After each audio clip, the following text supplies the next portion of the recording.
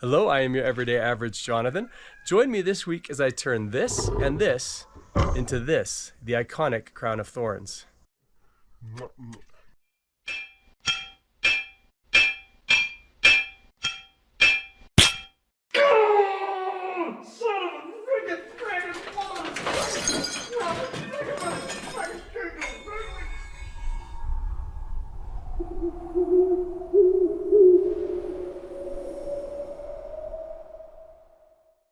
Hello, I am your everyday average Jonathan. I'm an ordinary guy with ordinary tools making extraordinary items.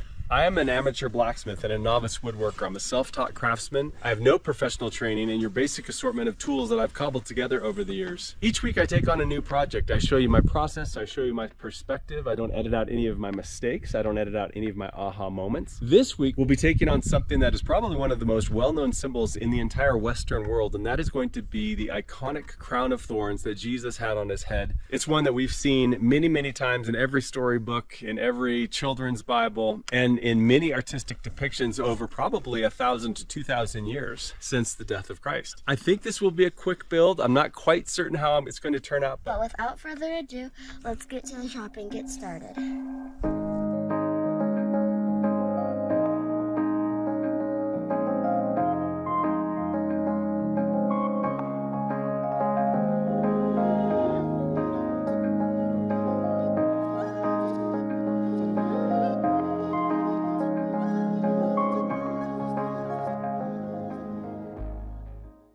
We have all seen the imagery of the crown of thorns, whether we are religious or not. It's just something that's part of our cultural iconography. And the crown of thorns was not just a device for pain, but it was also a device for humiliation, for public humiliation, as you see here in this awesome painting by Caravaggio. It was something that was used not just for Christ, but for many, many prisoners. It is part of something called the Arma Christi, or the weapons of Christ, or the instruments of passion. And there's several objects or multiple objects within the instruments of passion. There is, of course, the cross. There's the crown of thorns. There are the whips, the holy sponge, the holy lance, the nails, and something called the veil of Veronica, and more. It is fascinating that the word passion actually comes from pathos, and it means suffering. It doesn't just mean joy or emotional passion. It is also suffering. There isn't any consensus on what the actual plant would have been that these thorns would have come from, but if any of you have ever had a lemon bush or a lemon plant, you've seen some incredibly long thorns. So I don't really know if it matters, because there's probably a lot of candidates for what the material was. Normally I make quite a few rough sketches, quite a few drawings before I decide on a final design. This is the only drawing that I made. It's pretty obvious what it needs to be, just a tangle of vines with thorns protruding out of them. But first things first, we need to get the right size. And my head, I have a pretty large noggin as heads go, so I needed the help of my daughter to wrap that around there. And if you must know, it's about 60 centimeters or 23 inches. And I knew that there was just going to be loads and loads of grinding and sanding to get all of these thorns done. I made thorns of all different shapes and sizes, but about 37 in all.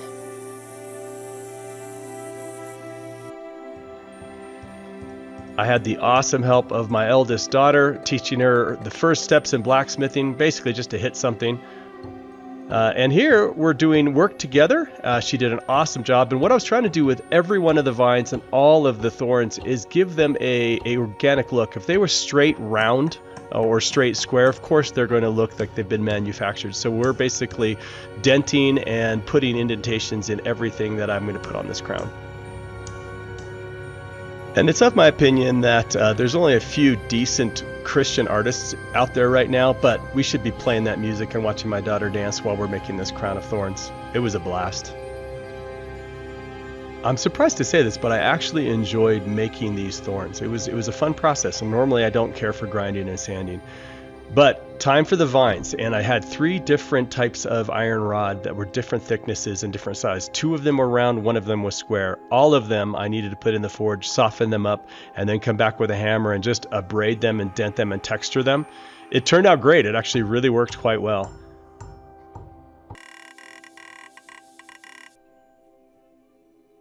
Now, this is the interesting part. I wasn't certain quite how to make them tangled, other than just to start by bending and bending and bending and getting these things individually with lots and lots of bends and kinks. And in the end, it actually did turn out well. I was happy to have done that. It was kind of making it up along the way as I go, just visually. Now on to the next step, and that is going to be, I'm going to basically braid, i.e. tangle these together. So to do that, I needed to weld at least one end solidly together, all three of these to be the start of the braid. And then I'm going to wrap this in the vise, tighten it up really, really well, and just start sort of randomly twisting these against one another, sort of juxtaposing these against one another. I had multiple attempts at this. There were times where I didn't like what I did and had to come back, but I took a break because both of my daughters had gotten some flowers and brought them into my shop for me. There's nothing better than having flowers delivered by two cute little girls into your workplace and setting them someplace where they're probably going to die within minutes based on the air, the particulates, the dust, all of it. But very, very cool little gift there.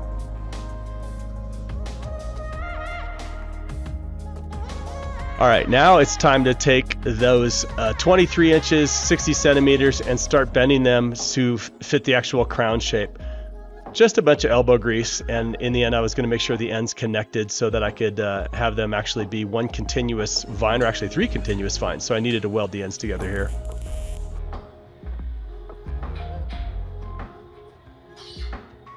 Now comes I think this was really, really enjoyable. I don't quite know why I got so much enjoyment out of it, but taking each of the thorns that I made and then just visually welding it to a vine and coming back across and saying, does it need more of a longer one? Does it need these shorter ones? Should I fill in these sections? How do I do this?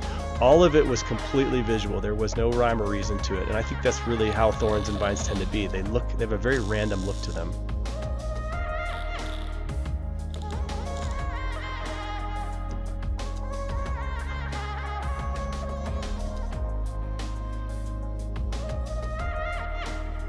And the last part before this build is basically done, you see my brother surveying the situation back there behind me, but was just to clean up the welds, make it look as uniform as I can. I asked my brother if he'd like to have a shot at this die grinder, and he did an awesome job. He was really helpful. And then this is the final touch. I wanted to make sure that it was oil darkened, and my brother lit the torch up, had a couple passes at this, getting it nice and heated, and then we're going to stick it in the ye old bucket of Home Depot oil. What I won't admit to, off camera at least, is that I did this a few times, and one of the times that red hot thorn actually poked through that plastic bucket and the oil started leaking out. Again, who would have known?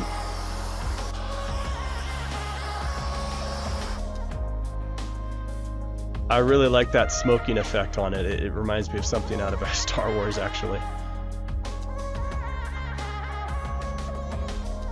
Almost any time that I oil darken something, to come back through with a sanding sponge or steel wool, it just brings out extra fissures, extra lines, extra indentations, and gives it a lot of three-dimensional clarity. It's not just a solid uniform black looking like it had been painted. It still looks very metal to me. And here it is, the final product. It does fit on the head. It is both gruesome and very interesting to me. I am very proud of the final product, and how quick the build came through was quite the surprise.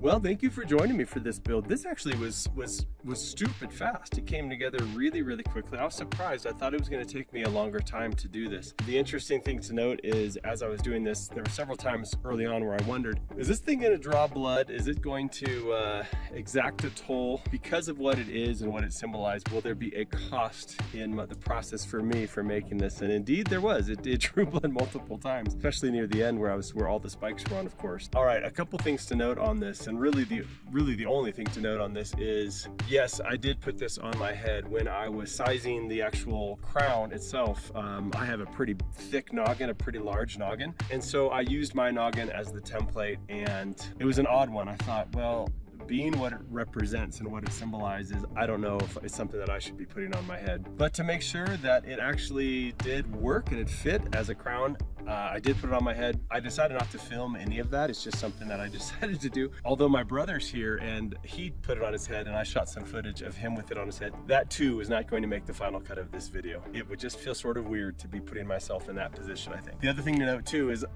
any true crown of thorns would have thorns that not just face up and out, but they're also going to face inward as well. That's part of the brutality or the cruelty, or certainly it's part of the crown of thorns story, history. In making one out of metal, I was certainly not going to put any thorns that faced inwards. I did consider it because it's a visual, because this is a visual study almost.